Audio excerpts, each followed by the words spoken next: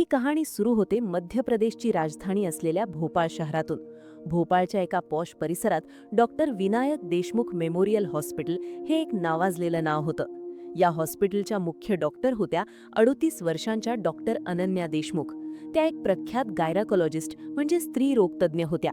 त्यांचे पती डॉक्टर विनायक देशमुख हे सुद्धा एक मोठे फिजिशियन होते. पैसा, प्रसिद्धी आणि एक सुखी कुटुंब त्यांच्याकडे सर्व काही होतं. त्यांना 2 गोंडस मुलं होती. 10 वर्षांचा मुलगा आर्यन आणि 7 वर्षांची मुलगी सई.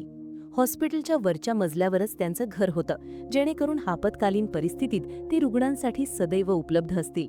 श्रीमंती असूनही हे जोडपं त्यांच्या कामासाठी खूप समर्पित होतं. रुग्णांची सतत गर्दी असायची, त्यामुळे हॉस्पिटलचं व्यवस्थापन आणि रिसेप्शन सांभाळण्यासाठी डॉक्टर अनन्या यांना एका हुशार रिसेप्शनिस्टची गरज होती.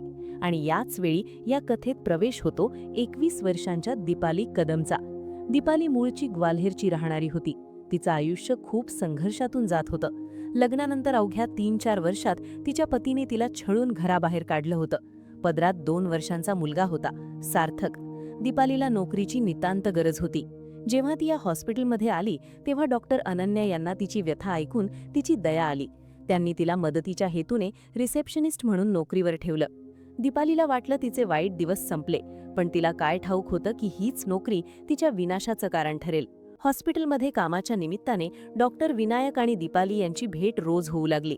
दीपाली तरुण होती, देखणी होती आणि तिच्या बोलण्यात एक वेगळीच नम्रता होती. विनायक यांना दीपालीचं काम आवडू लागलं.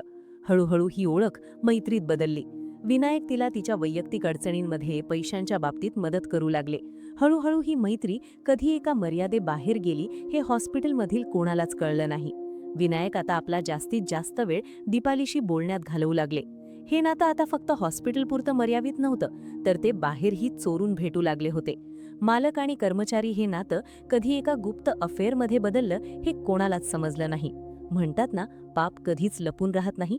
लवकरच या प्रकरणाचा सुगावा डॉक्टर अनन्या यांना लागला. त्यांनी थेट विनायक यांना जाब विचारला. घरात मोठी भांडणं झाली. अनन्या यांनी स्पष्ट बजावलं, या मुलीला आत्ताच्या आत्ता नोकरीवरून काढा, नाहीतर मी पोलिसांत जाईन. भीतीने विनायक यांनी दीपालीला नोकरीवरून काढून टाकलं. अनन्या यांना वाटलं की दीपाली नजरेआड झाली की घर वाचेल, पण ही तर केवळ एका मोठ्या वादळापूर्वीची शांतता होती. दीपाली नोकरीवरून गेली, पण विनायकच्या मनातून गेली नव्हती. विनायक आता लपून छुपून दीपालीला भेटू लागले. तिची सर्व जबाबदारी त्यांनी स्वतःच्या खांद्यावर घेतली. दीपालीचं राहण्याचा खर्च, तिच्या मुलाच्या शाळेची फी, सर्व काही विनायक देऊ लागले. इतकंच नाही तर विनायक यांनी त्यांच्या पत्नीच्या नावाने म्हणजेच अनन्याच्या नावाने भोपाळच्या कोहे फिजा परिसरात एक आलिशान विला घेतला होता. त्यांनी अनन्या यांना खोटं सांगितलं की मी हा बंगला एका बँक मॅनेजरला भाड्याने दिला आहे, पण प्रत्यक्षात त्यांनी तिथे दीपाली आणि तिच्या मुलाला राहायला ठेवलं होतं. दीपाली आता त्या विलामध्ये राहायला लागली होती, पण तिचे डोळे आता मोठ्या स्वप्नांकडे होते. तिने विनायक यांच्याकडे हट्ट धरला की मला स्वतःचं एक मोठं ब्युटी सलोन आणि स्पा सेंटर उघडून द्या. विनायक प्रेमात इतके आंधळे झाले होते की त्यांनी कोणताही विचार न करता दीपालीला 30 ते 40 लाख रुपये ट्रान्स्फर केले. 1 नोव्हेंबर 2019 आयेशा स्पाचं उद्घाटन ठरलं. दीपालीने आपली ताकद दाखवण्यासाठी उद्घाटन पत्रिकेवर मुख्य अतिथी म्हणून थेट डॉक्टर विनायक देशमुख यांचं नाव छापलं. आणि हीच तिची सगळ्यात मोठी चूक ठरली. 6 नोव्हेंबर 2019 रोजी ती पत्रिका चुकून डॉक्टर अनन्या यांच्या हातात लागली. जेव्हा अनन्या यांनी त्या पत्रिकेवर आपल्या पतीचं नाव पाहिलं तेव्हा त्यांच्या पायाखालची जमीन सरकली. त्यांना समजलं की ज्या विलामध्ये बँक मॅनेजर राहत असल्याचं सांगितलं जात होतं तिथे प्रत्यक्षात दीपाली राहत होती. 7 नोव्हेंबर 2019 ती काळी रात्र. डॉक्टर अनन्या आणि त्यांची सासू एका टॅक्सीने थेट त्या विलावर पोहोचल्या. त्यांच्या मनात फक्त राग आणि सूड होता. विलामध्ये शिरताच अनन्या आणि दीपाली यांच्यात जोरदार भांडण सुरू झालं. अनन्या यांनी दीपालीला मारहाण करायला सुरुवात केली. घाबरलेल्या दीपालीने विनायक यांना फोन लावला. विनायक यांनी फोनवरून अनन्या यांना तिथून निघून जाण्यास सांगितलं, पण अनन्या आता ऐकण्याच्या मनस्थितीत नव्हत्या. सर्वात भीषण वळण, अनन्या आपल्यासोबत ज्वलनशील स्पिरिटची बाटली घेऊन आल्या होत्या. त्यांनी आणि त्यांच्या सासूने मिळून दीपाली आणि त्या 2 वर्षाच्या मुलाला सार्थकुला किचनमध्ये कोंडलं आणि त्यानंतर संपूर्ण घरातील सोफे, पडदे आणि फर्निचरवर स्पिरिट ओतून आग लावून दिली. विला धगधगू लागला. बाहेर पडताना अनन्या ओरडून म्हणाल्या, वाचवू शकत असाल तर वाचवा, आणि त्या पळून गेल्या. आत दीपाली आणि सार्थक आगीच्या लोटात अडकले होते. दीपालीने शेवटचा प्रयत्न म्हणून आपला भाऊ राघव कदम याला फोन केला. राघव तातडीने तिथे पोहोचला, पण आग एवढी भीषण होती की तो आत जाऊ शकला नाही.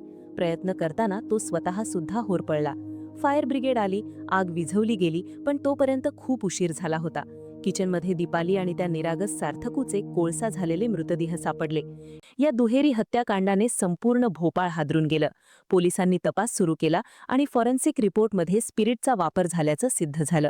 डॉक्टर आनंदरा, सासू आणि डॉक्टर विनायक यांना अटक करण्यात आली.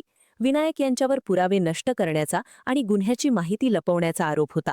तिघांनाही तुरुंगात धाडण्यात आलं. पण भारतीय कायद्याच्या पळवाटा बघा. अवघ्या 6-7 महिन्यात हे तिघही जामिनावर बाहेर आले. दीपालीचा परिवार न्यायाच्या प्रतीक्षेत होता, पण आरोपी उजळ माथ्याने फिरत होते. दीपालीचा भाऊ राघव, जो आपल्या बहिणीच्या आणि भाच्याच्या मृत्यूला स्वतःलाच जबाबदार धरत होता, त्याच्या मनात सूडाची आग भडकू लागली. राघव कदम हा काही साधासुधा माणूस नव्हता. त्याच्यावर आधीच गोळीबार आणि मारहाणीचे गुन्हे दाखल झाले होते. सुरुवातीला बहिणीसाठी न्याय मागणारा राघव आता डॉक्टर विनायक यांना धमकावायला सुरुवात केली. त्याने 50 लाख रुपयांची मागणी केली. विनायक यांनी बदनामीच्या भीतीने वेळोवेळी पैसे दिले. याच कारणामुळे दीपालीचा परिवार कोर्टात साक्ष द्यायला जात नव्हता. पण राघवचा लोभ वाढत गेला. त्याने आता 1 कोटी रुपये आणि संपूर्ण हॉस्पिटल आपल्या नावे करण्याची मागणी केली. विनायक यांनी याला नकार दिला आणि इथूनच राघवने ठरवलं की आता या दोघांचा काटा काढायचा. त्याने त्याचा मित्र विठ्ठल आणि चुलत भाऊ सुमित यांच्या मदतीने हत्येचा कट रचला. त्यांना माहीत होतं की विनायक आणि अनन्या दर शुक्रवारी एका प्रसिद्ध मंदिराच्या दर्शनाला जातात. त्यांनी रेकी केली आणि 28 मे 2021 ही तारीख नक्की केली. 28 मे 2021 संध्याकाळचे 5 वाजले होते. भोपाळच्या अरेरा कॉलनी परिसरातून डॉक्टर विनायक आपली कार चालवत होते. अचानक एक विना नंबरची बाईक समोर आली. सुमित बाईक चालवत होता आणि मागे राघव बसला होता, ज्याने तोंडाला लाल गमछा गुंडाळला होता. डॉक्टर विनायक यांनी काही विचारण्यासाठी कारची खिडकी खाली केली आणि त्याच क्षणी राघवने पिस्तूल काढले. पहिली गोळी थेट विनायकच्या डोक्यात झाडली आणि दुसरी अनन्यांवर. पुढच्या काही सेकंदात 7 ते 8 राऊंड फायर करण्यात आले. विनायकचा जागीच मृत्यू झाला, तर अनन्या यांनी हॉस्पिटलला जाताना वाटेत प्राण सोडला. भर दिवसा झालेल्या या शूटआउटने पोलिसांना हादरून सोडलं. पोलिसांनी 36 तासांच्या आत सीसीटीव्ही आणि त्या बाईकच्या आधारे विठ्ठल आणि सुमितला अटक केली. शेवटी 15 दिवसांनंतर एका मोठ्या शोध मोहिमेनंतर राघवलाही बेड्या ठोकण्या गेल्या. तर मित्रांनो, या संपूर्ण खेळात दोषी कोण? विनायकचं खोटं नातं, अनन्याचं क्रूर कृत्य, दीपालीचा हव्यास की राघवचा सूड? शेवटी बळी गेला तो निष्पाप सार्थकचा. याला तुम्ही सूड म्हणाल की कर्माचा फळ? तुमची मतं कमेंटमध्ये सांगा. व्हिडिओ आवडला असेल तर ट्रू व्हॉइस मराठीला लाईक, शेअर आणि सबस्क्राईब करायला विसरू नका.